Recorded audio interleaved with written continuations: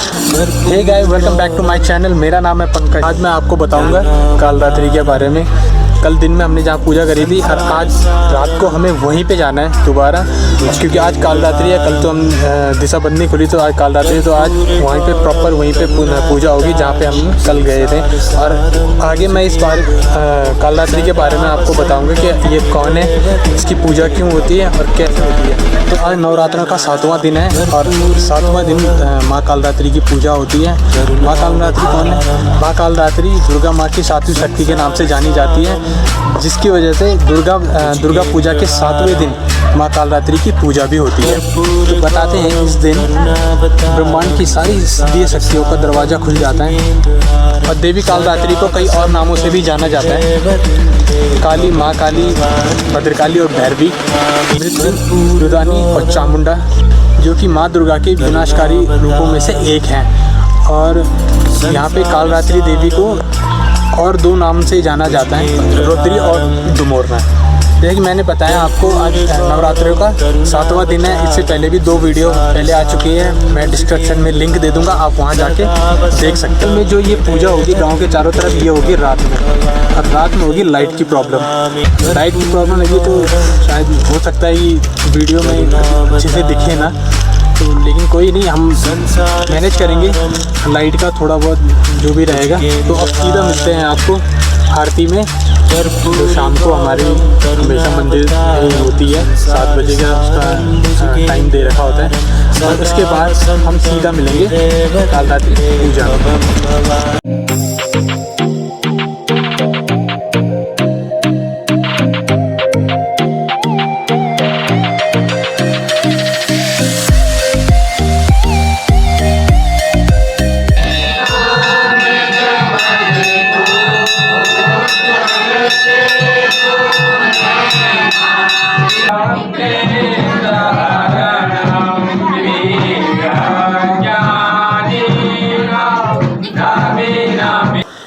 तो गाइस, पूजा हो गई है ख़त्म। मैं जा रहा हूँ अभी घर की तरफ, घर इसलिए क्योंकि अभी कपड़े उतारूँगा, कपड़े पहन लूँगा ढंग से, अच्छे से कपड़े पहन लूँगा ताकि रात को ठंड न लगे। तो रात इतनी ठंड तो अभी भी वैसे ही हो रही है, बहुत तेज, लेकिन रात को और भी ज़्यादा ठंड होगी। तो इसके ठंड से बचने के लिए मुझे और भी कपड़े पहनने पड़ेंगे, शूज़ पहनने पड़ेंगे।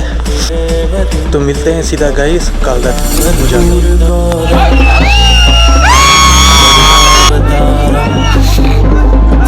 संसार सारम कुछ केंद्रहारम कर्पूर गौरम करुणावतारम। संसार सारम कुछ केंद्रहारम सदा वसंतम हृदय